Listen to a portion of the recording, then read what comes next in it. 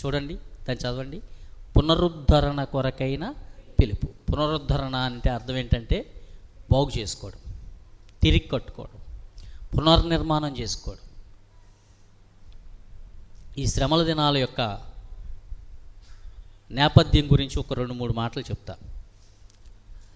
సిలువ దినాలు అంటాం, శ్రమల దినాలు అని అంటాం, ఉపవాస దినాలు అని అంటాం, లెంట్ కాలం అని అంటాం. ఇలా రకరకాల పేర్లతో పిలుస్తాం. మానవ జీవిత చరిత్రలో సింబల్ అంటే ఏంటి? గుర్తులు చాలా ప్రధానమైనవి, ప్రాముఖ్యమైనవి.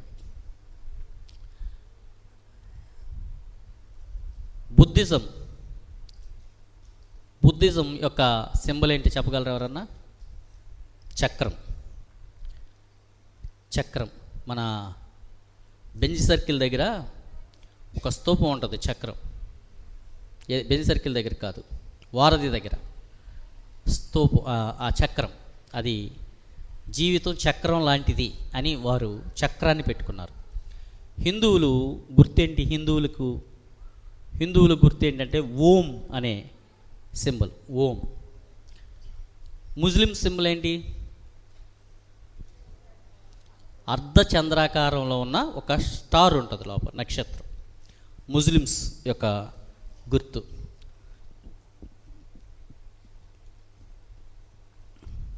సెక్యులర్లో కూడా, అంటే మత సంబంధమైన సింబల్స్ ఇవన్నీ. సెక్యులర్గా కూడా చాలా సింబల్స్, గుర్తులు ఉంటాయి. మార్క్సిజం, లెనినిజం, కమ్యూనిజం, వాళ్ళందరూ సుత్తి కడవలి, కంకి కొడవలి, కొడవలి నక్షత్రం, ఇలా రకరకాల గుర్తులు వారు పెట్టుకొని ఉద్యమాలు నడిపారు. ఇప్పుడు మన రాజకీయ పార్టీలకు కూడా చాలా గుర్తులు ఉన్నాయి. మన రాష్ట్రంలో అయితే 3 ప్రధాన పార్టీలు ఉన్నాయి. మన రాష్ట్రంలో అయితే ఒకటి సైకిల్, ఇప్పుడు ప్రస్తుతం పరిపాలనలో ఉన్నటువంటి Telugu Desam party. 2 fan, YSR Congress party. 3 హస్తం, కాంగ్రెస్ పార్టీ. ఇంకా చాలా ఉన్నాయి. మన కేఏ పాల్ గారికి కూడా పార్టీ ఉంది. కేఏ పాల్ గారి పార్టీ సింబల్ ఏంటి? రాకెట్, అదే హెలికాప్టర్. కేఏ పాల్ గారు చాలా జోకర్లా చూపిస్తారు, కానీ చాలా ప్రాముఖ్యమైన వ్యక్తి ఆయన, చాలా వండర్ఫుల్ మ్యాన్. అలా గుర్తులు ఉన్నాయి. అలాగే మన క్రైస్తవ్యం కూడా ఒక సింబల్ అడాప్ట్ చేసుకుంది. ఏంటా సింబల్? సిలువ. ఈ సిలువ ప్రపంచంలోనికి సిలువ వచ్చిన విధానాన్ని చూస్తే కాన్స్టంటైన్ చక్రవర్తి అనే ఆయన రోమా పరిపాలనకు తర్వాత రోమా చక్రవర్తిగా కాన్స్టంటైన్ చక్రవర్తి రోమా సామ్రాజ్యాన్ని పరిపాలిస్తున్న కాలంలో తన తల్లి హెలీనా ఒక దర్శనాన్ని చూసిందంట. ఆమె ప్రభువుని నమ్మింది. ఏంటి ఆ దర్శనం అని అంటే, సిలువ అనే ఆ గుర్తును పెట్టుకొని నువ్వు విజయం పొందుతావు అనే దర్శనం ఆమె చూసిందంట. చూసి తన కుమారుడికి ఆ విషయాన్ని చెప్పింది. ఆయన ఏం చేశాడు? తల్లి చెప్పినట్లుగా సిలువ గుర్తును పెట్టుకొని యుద్ధానికి వెళ్ళడం ప్రారంభించాడు. ప్రతి యుద్ధంలో గెలుపుతో తిరిగి వస్తూ ఉన్నాడు. అలాగా ఆయన క్రైస్తవుడు. అప్పుడు ప్రపంచవ్యాప్తంగా సిలువ ప్రచారం పొందింది. ఎలా? ఇప్పుడు మనం టేబుల్ మీద పెట్టామే సిలువ. ఈ సిలువను నేను తీసుకొచ్చి పక్కనకి పెట్టా. కారణం ఏంటంటే అర్థమవుతుంది మిమ్మల్ని చూడడానికి. ఈ సిలువను ఇక్కడ అక్కడ అన్ని చోట్ల పెట్టాం మనం సిలువ. ఈ సిలువ కాదు మనకి రక్షణ. సిలువ రక్షణ కాదు. సిలువ బొమ్మకు నమస్కారం చేస్తే రక్షణ రాదు. అది విగ్రహారాధన అవుద్ది. పైగా జుడాయిజంలో ఏ సింబల్ ఉండదు. చాలా కాలం వారికి సింబల్ లేదు జుడాయిజంలో, యూదా మతంలో. ఎందుకని? వారి ఆజ్ఞలో 2వ ఆజ్ఞ ఏంటి? 10 ఆజ్ఞల్లో 2వ ఆజ్ఞ ఏంటి? ఆకాశం అందు కానీ, భూమి అందు కానీ, భూమి యందు నీళ్ళ యందు కానీ దేని రూపమునైనా నువ్వు చేసుకోకూడదు, పూజింపకూడదు, సాగిలపడకూడదు.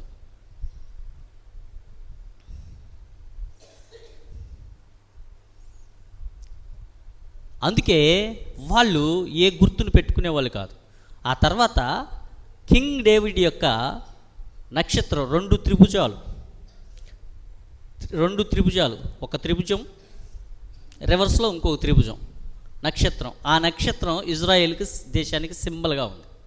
కానీ ఆ సింబల్ని వాళ్ళు మతపరమైనదిగా కాకుండా దేశపరమైనదిగా అడాప్ట్ చేసుకున్నారు. ఇప్పుడు ఈ సిలువ క్రైస్తవ సమాజంలో కూడా ఆచార రీతిగా మెడలో సిలువేసుకునే వాళ్ళు ఉన్నారు, మంగళసూత్రంలో సిలువేసుకునే వాళ్ళు ఉన్నారు, ఉంగరంలో సిలువేసుకునే వాళ్ళు ఉన్నారు, గుమ్మాల మీద సిలువేసుకునే వాళ్ళు ఉన్నారు. ఇంకెక్కడ వేసుకుంటాం? మెడలో ఎక్కడ కుదిరితే అక్కడ సిలువేసుకుంటాం. అయిపోయిద్దా?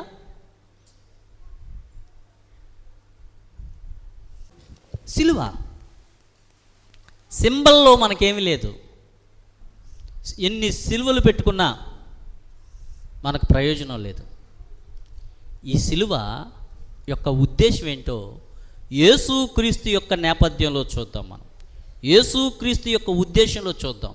యేసుక్రీస్తు యొక్క మనస్సులో ఏముందో చూద్దాం. చూడండి, లేఖనాల్లో కొన్ని భాగాలు చూద్దాం త్వరగా.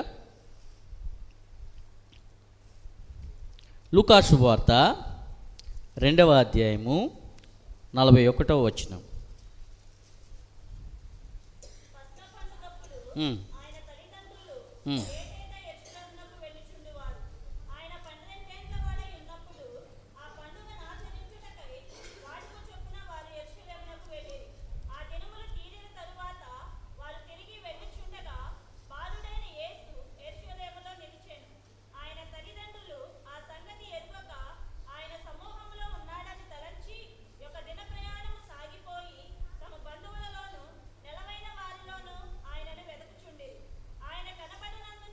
ఆయన కనబడనందున ఆయనను వెదకుచు యెరూషలేమునకు తిరిగి వచ్చిరి.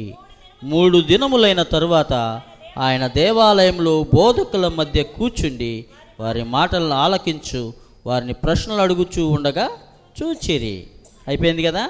ఇప్పుడు తల్లిదండ్రులు వచ్చి ఆయన్ని జనరల్గా ఒక రోజంతా మిస్ అయిపోయారు. కుమారుడిని మిస్ అయిపోయిన తర్వాత గాబరా ఉంటుంది కదా, అదే గాబరాతో యేసు ప్రభు దగ్గరికి వచ్చి నువ్వేంటి ఇలా చేసావు అని నిలదీశారు. నిలదీస్తే యేసు ప్రభు వారు చెప్పిన సమాధానం చూసారా ఇక్కడ? ఆయన తల్లిదండ్రులు ఆయన చూచి మిక్కిలి ఆయన తల్లి, కుమారుడా మమ్మునెందుకు ఇలాగు చేస్తీవి? ఇదిగో నీ తండ్రియు నేనును దుఃఖపడుచు నిన్ను వెతుకుచుంటిమని ఆయనతో చెప్పగా ఆయన, చూడండి అందరు చదవండి, మీరేలా నన్ను వెతకుచుంటిరి, నేను నా తండ్రి పనుల మీద ఉండవలెనని మీరెరుగరా? చెప్పండి, యేసుప్రభు ఏమన్నాడు అక్కడ? నన్ను మీరెందుకు వెతుకుతున్నారు? నేను నా తండ్రి పని మీద ఉన్నానని మీరెరుగరా? ఏంటి తండ్రి ఆయనకు అప్పగించిన పని? సిలువలో మరణించడానికే, సిలువలో మానవాళ పాపానికి పరిహారం చెల్లించడానికే. చూడండి, ఆయన చాలా క్లియర్గా ఉన్నాడు. యేసు ప్రభు ఈ భూమి మీదకు వచ్చింది అద్భుతాలు చేయడానికో, ఉపమానాలు చెప్పడానికో, ఆహారం పెట్టడానికో మాత్రమే కాదు. అవి చేశాడు ఆయన చేసిన వాటి గురించి చెప్పాలి అని అంటే ఈ భూలోకమంతా సరిపోదంట. అన్ని గొప్ప కార్యాలు చేశాడు. మెయిన్ ఆయన గోల్ ఏంటంటే, ఆయన టార్గెట్ ఏంటంటే, ఆయన వచ్చిన ఉద్దేశం ఏమిటంటే సిలువ ఎక్కడానికి, సిలువ వేయబడ్డానికి, సిలువలో మరణించడానికి. ఇంతకీ సిలువ అంటే అదేమో పెద్ద గొప్ప? సిలువ అనేది అది ఒక మరణశిక్ష. రోమీలు పురాతనమైన ఒక బర్టేనియస్ అనేటువంటి వాళ్ళు ప్రారంభించినటువంటి కనుగొన్నటువంటి ఆ శిక్ష, సిలువ శిక్ష అంటే ఏంటి? ఒక ఖైదీని, ఒక నేరస్తుని అత్యంత కిరాతకంగా చంపాలి అని అంటే సిలువ అనమాట. అంటే ఒక్కసారి, అప్పుడప్పుడు మనం సినిమాల్లో చూస్తాం, విలనో హీరోనో నిన్ను ఒక్కసారి చంపనరా, కొంచెం కొంచెం చంపుతాను అంటారు చూసారా, అంటే డిలే, మరణాన్ని డిలే చేయడం, మరణాన్ని డిలే చేయడం, మరణాన్ని నిదానంగా ఒక్కసారి చావకుండా కొన్ని దినాల పాటు ఆ సిలువ మీద వేలాడుతూ ఆ భయంకరమైన యాతనను అనుభవిస్తూ నిదానంగా మరణించడం అనమాట. అది సిలువ శిక్ష యొక్క ఉద్దేశం. ఆ సిలువ శిక్షను రోమా సామ్రాజ్యం అడాప్ట్ చేసుకుంది. ఆ సిలువ శిక్ష యేసు ప్రభువుకి విధించారు. వాళ్ళు విధించడం యొక్క ఉద్దేశం అదైతే, యేసు ప్రభు సిలువ మీద ఎందుకు రావాల్సి వచ్చింది అని అంటే, మీ అందరికీ తెలుసు కదా, మానవుల ప్రతి పాపాన్ని ఆయన విమోచించడానికి సిలువ ఎక్కవలసి వచ్చింది. హల్లెలూయా. ఈ విషయాలు మనం కొంచెం త్వరగా చదువుదాం. చూడండి, మార్కు సువార్త 8వ అధ్యాయం 29-30 వచనాలు చదువుదాం.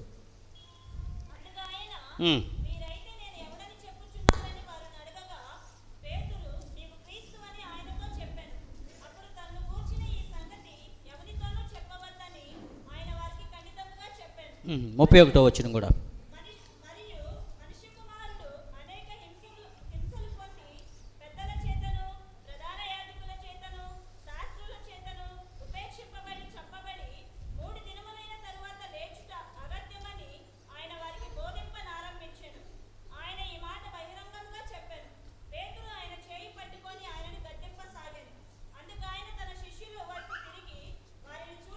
చాలు.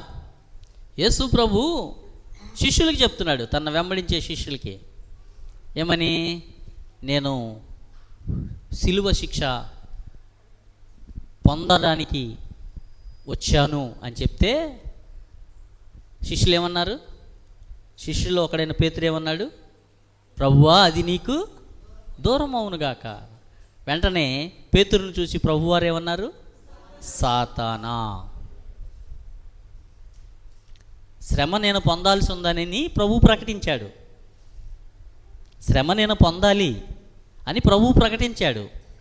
శిష్యుడు ప్రేమించేవాడిగా కనబడుతున్నాడు అక్కడ. పేతురు ఏమంటాడే, యేసు ప్రభువుని అమితంగా ప్రేమించేవాళ్ళలాగా కాకపడుతూ, ఆ శ్రమ నీకు దూరం అవునుగాక, అదొద్దు నీకు అని అన్నాడు. అప్పుడు ప్రభువారు ఏమన్నారు పేతురుని? మీకు అర్థమవుతుందా లాజిక్? శ్రమ పోతుంది, శ్రమ వద్దు నీకు అని అంటే యేసు ప్రభు పేతురుని ఏమనాలి? షబాష్ షబాష్ షబాష్ అనాలి. కానీ పేతురుని షబాష్ అనలేదు, సాతానా అని అన్నాడు. కారణం ఏంటో తెలుసా? ఆయన శ్రమ పడడానికే ఈ భూమిపైకి వచ్చాడు. ఆయన టాస్కే అది. ఆయన టాస్కే సిలువ మీద చనిపోవడం. చూడండి, 2వదిగా చూద్దాం. మత్తయి సువార్త 16వ అధ్యాయం 17వ వచనం. అందుకు యేసు, నీవు ధన్యుడవు,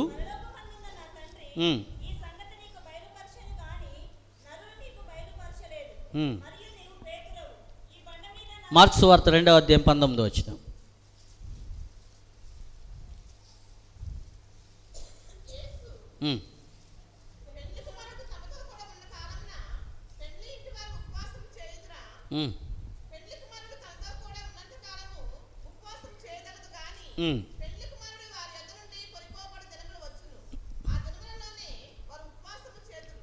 తొమ్మిది 31, అదే మార్కులో 9:31. చూడండి, చాలా క్లియర్గా ఉన్నాడు ఆయన, చాలా క్లారిటీగా ఉన్నాడు. నేను చావాలి, నన్ను చంపుతారు, నేను అప్పగింపబడాలి, నేను 3వ దినాన తిరిగి లేవాలి. 3వ సంగతి చూద్దాం. మార్కు సువార్త 10వ అధ్యాయం 32వ వచనం. చాలా క్లియర్గా చెప్పాడు. చూడండి ఏమేం జరగబోతుందో. యెరూషలేంకి వెళ్ళాలి మనం అని అంటే శిష్యులు భయపడిపోయారు, విస్మయం పొందారు. ఈయనేంటి, అక్కడ చాలామంది శత్రువులు తయారయ్యారు కదా, పట్టుకొని ఎప్పుడు చంపాలా అని చూస్తున్నారు కదా, అక్కడికి వెళ్తానంటాడు ఏంటి అని అంటే యేసు ప్రభు వారికి వివరించి చెప్పాడు. వెళ్ళాలి, ప్రధాన శాస్త్రులు అప్పగింపబడాలి, మరణశిక్ష విధించి ఆయన్ను అన్యజనులకు అప్పగించాలి. అన్యజనులకంటే రోమా సామ్రాజ్యానికి అప్పగించాలి. వారు ఆయన్ని అపహసించి ఆయన మీద ఉమ్మి వేసి కొరడాలతో ఆయన్ని కొట్టి చంపెదరు. మత్తయి సువార్త 20వ అధ్యాయం 17 వచనం.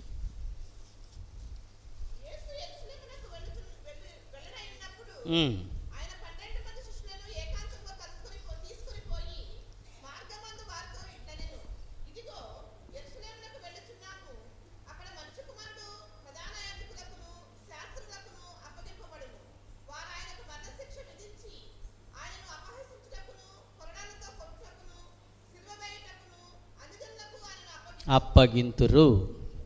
ఇది లూకాసు వార్తలో కూడా ఇదే విషయం ఉంది. ఇక్కడ నేనేం చెప్పడానికి ప్రయత్నం చేస్తున్నాను అంటే, ప్రభువు అయిన యేసు ప్రభువు వారికి సిలువ మీద చావడానికి చాలా క్లియర్ విజన్ ఉంది ఆయనకి. ఆయన దర్శనం అదే, తన తల్లిదండ్రులతో అదే చెప్పాడు, తన శిష్యులతో అదే చెప్పాడు, మరలా మరలా బల్ల గుద్ది అదే చెప్పాడు. ఎందుకు చావాలి ఆయన అని అంటే, ఈరోజు మన అంశం పునరుద్ధరణ. యెహెజ్కేలు గ్రంథం 36వ అధ్యాయం చదివాం, తీయక్కర్లేదు, చెప్పేస్తాను నేను. అక్కడ 36వ అధ్యాయంలో ఉన్నటువంటి సంగతులు ఏంటంటే, అది ఇజ్రాయేలు దేశాన్ని గురించింది. ఇజ్రాయేలు దేశం ఏం చేసిందనంటే, దేవుడు ఐగుప్తు దేశం నుండి విడిపించి వారికి ఒక ప్రత్యేకమైన దేశాన్ని ఇచ్చి, ధర్మశాస్త్రాన్ని ఇచ్చి, నేను మీ దేవుడును, మీరు నేను చెప్పినట్లుగా నడుచుకోండి అని చెప్పినప్పుడు వాళ్ళందరూ మేము నడుచుకుంటామని ఆయనతో ప్రమాణం చేసి, అందుకు గాను వారికి ప్రవక్తలనిచ్చాడు, రాజులనిచ్చాడు, యాజకులనిచ్చాడు. దేవుడు వారితో ఇంటరాక్ట్ అవుతూ వారిని ముందుకు నడిపిస్తుంటే, వారు ప్రతి పర్యాయం ఏం చేశారంటే, దేవునికి వ్యతిరేకంగా దేవుణ్ణి దగా చేశారు, దేవుణ్ణి మోసం చేశారు. వారు విగ్రహాలను వారి మీద పెట్టుకొని విగ్రహారాధికులుగా ఉండి దేవుని నామాన్ని అపహాస్యం చేసి వారి జీవితాలని పాడు చేసుకున్నారు. దేవుని ఉగ్రతను కొని తెచ్చుకున్నారు. వారి వ్యక్తిగత జీవితం బాగోలేదు, వారి కుటుంబ జీవితం బాగలేదు, వారి దేశ జీవితం బాగలేదు, వారి పరిస్థితులు ఏమీ బాగలేవు. దేవుని ఎందుకైతే వారిని ఏర్పరచుకున్నాడో ఆ ఉద్దేశం వారు నెరవేర్చలేకపోయారు. అప్పుడు ప్రభు కృప చూపి ఆయన దర్శించి వారితో, నేను మిమ్మల్ని పునరుద్ధరణ చేస్తాను అని వాగ్దానం చేస్తున్నాడు. ఇప్పుడు రండి 36వ అధ్యాయంకి, యెహెజ్కేలు గ్రంథం 36వ అధ్యాయంలోనికి రండి.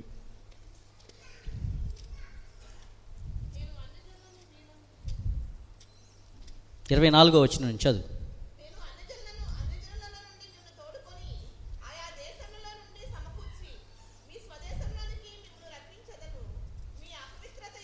చూసారా, మీ అపవిత్రత యావత్తు పోవునట్లు నేను మీ మీద శుద్ధ జలము 23వ వచనం చూడండి.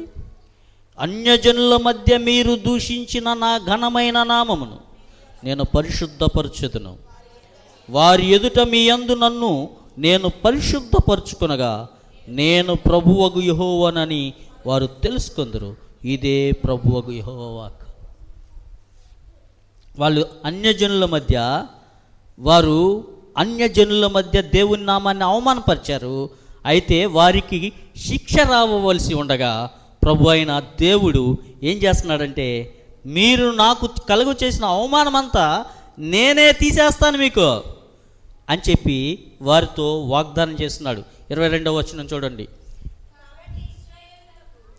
ఈ మాట ప్రకటన చేయము, ప్రభువగు యెహోవా సెలవిచ్చినదేమనగా, ఇజ్రాయేలీయులారా, మీ నిమిత్తము కాదు గాని అన్యజనుల్లో మీ చేత దూషణ నొందిన నా పరిశుద్ధ నామము నిమిత్తము నేను చేయబోదాన్ని చేయుదును. దేవునికి స్తోత్రం. గమనించండి, ఇజ్రాయేలీయులు ఎంత భయంకరమైన దుర్మార్గంగా చెడిపోయి పడిపోయి పతనమైపోయారు. వారిని ఏం చేస్తున్నాడంటే, ఈయన కరుణాహస్తంతో లేవనెత్తుతున్నాడంట. మీ కొరకు కాదురా. ఎందుకొరకు? నా కొరకే. నేను అబ్రహాంతో వాగ్దానం చేశా, దావీదుతో వాగ్దానం చేశా, నేను మీతో వాగ్దానం చేశా. నా వాగ్దానాన్ని నిలబెట్టాలి. మీరెంత చెడిపోయిన పరిస్థితిలో ఉన్నా నేను మిమ్మల్ని బాగు చేసే బాధ్యత నాదే. ఇప్పుడు పునరుద్ధరణ చేసే బాధ్యత ఎవరిది? దేవునిది, యేసయ్యది. చెప్పండి అందరూ, మనల్ని బాగు చేసే బాధ్యత ఎవరిది? ఇప్పుడు మీరు చెప్పాలి, నాకు నేను బాగుపడలేను అని చెప్పండి. ఈ ఆలోచన, ఈ విశ్వాసం, ఈ నమ్మకం నీకు వచ్చిన నాడు నువ్వు బాగుపడతావు.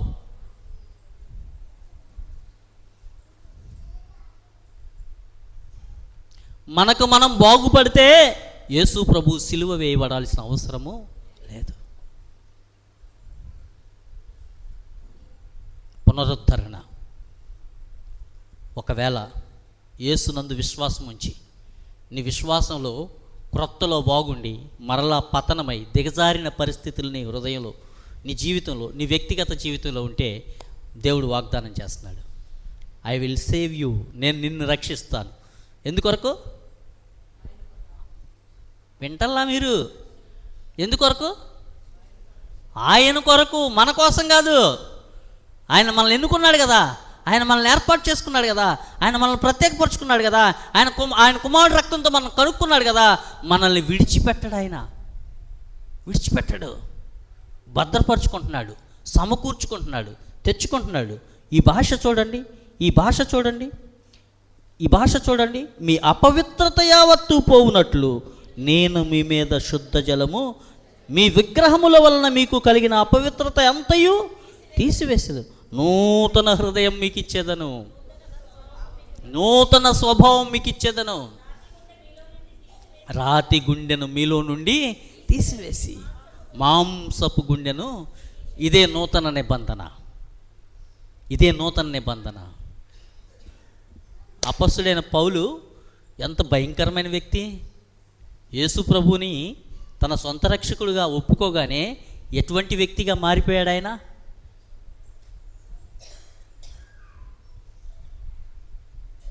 ప్రియమైన దేవుని బిడ్డలారా, ఈయన చేసిన ఈ కార్యాన్ని, సిలువ మీద చేసిన ఈ కార్యాన్ని, ఇజ్రాయేలు కొరకు దేవుడు చేసిన కార్యాన్ని వారు నమ్మునప్పుడు, యేసుక్రీస్తు మన కొరకు సిలువపై చేసిన కార్యాన్ని మనము నమ్మినప్పుడు మన జీవితాలు ఎంత అద్భుతంగా విమోచింపబడతాయో దేవుని వాక్యంలో సుస్పష్టంగా ఉంది.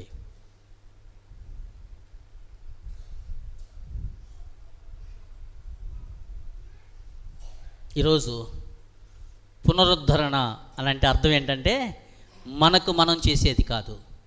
యేసు ప్రభు నీ కొరకు, నా కొరకు సిలువలో పడిన ఆ భయంకరమైన యాతన వైపు, ఆయన గాయాల వైపు, ఆయన శ్రమ వైపు, ఆయన రక్తం వైపు, ఆయన మరణం వైపు నువ్వు చూచి, ప్రభువా నా కోసం నువ్వు చనిపోయావా, నా కొరకు రక్తం కార్చావా, నా కొరకు గాయపరచబడ్డావా, నా పాపాన్ని క్షమించడానికి నువ్వు సిలువ ఎక్కావా అని నువ్వు నిజంగా ఈ సిలువ వైపు ఈరోజు చూస్తే నీ హృదయం పునరుద్ధరించబడుతుంది. నూతన హృదయం నీకు వస్తుంది, మాంసపు గుండె నీకు వస్తుంది. మన భ్రష్ట స్వభావాన్ని తీసివేసి నూతన స్వభావాన్నే మార్చేస్తాడంట. స్వభావంతో ఇచ్చేస్తాడంట, స్వభావంతో ఇచ్చేస్తాడు. చూడండి, యోహాన్ గారు రాసిన 2వ పత్రిక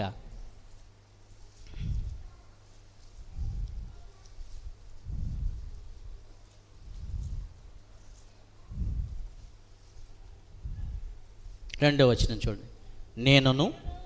నేను మాత్రమే కాక సత్యము ఎరిగిన వారందరూ. ఎవరు మాట్లాడుతున్నారు తెలుసా ఇక్కడ?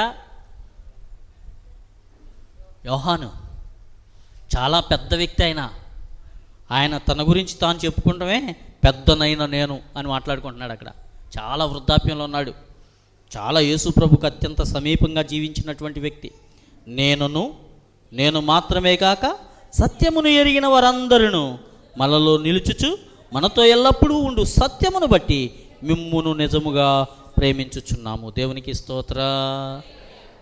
చెప్పండి, పునరుద్ధరించబడిన మానవ జీవితాల్లో ఉండవలసిన ముఖ్యమైన థీమ్, ముఖ్యమైన పదార్థం, ముఖ్యమైన విషయం ప్రేమ. ప్రేమ.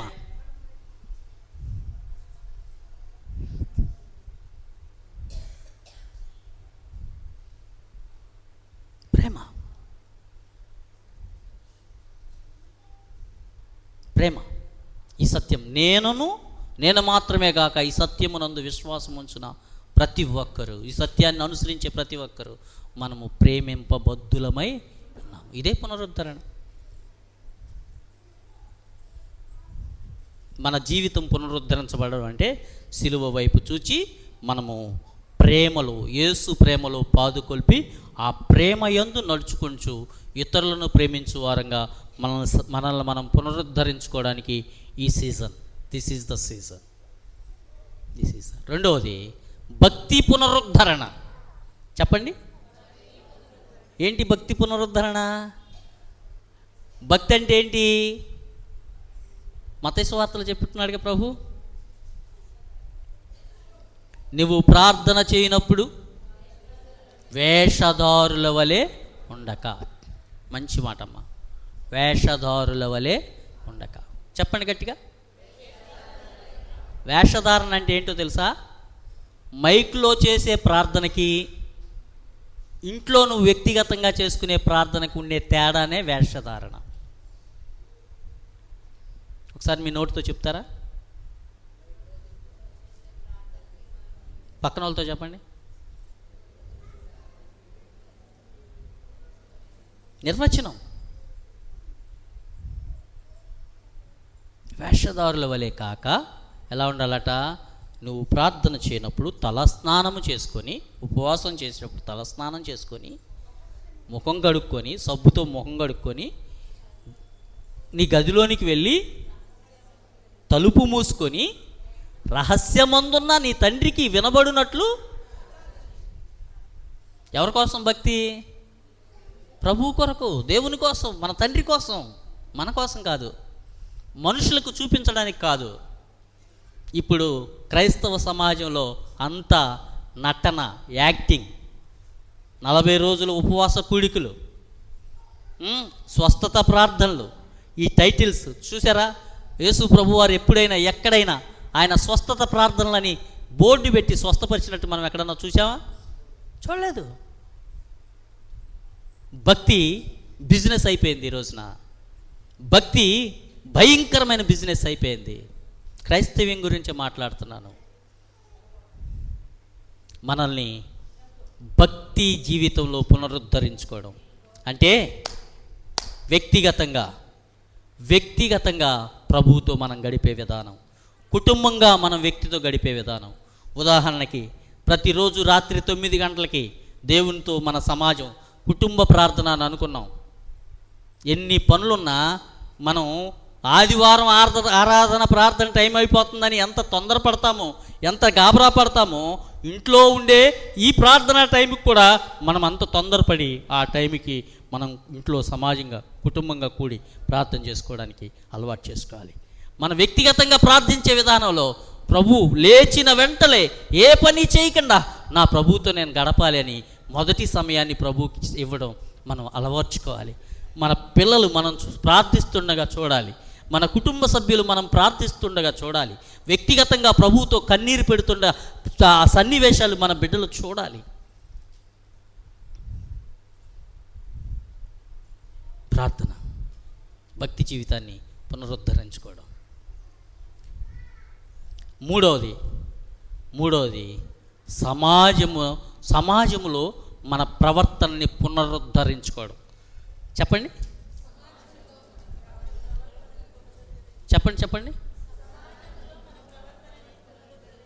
అంటే ఏంటో తెలుసా? సమాజం పట్ల మనము బాధ్యత కలిగి ఉండాలి.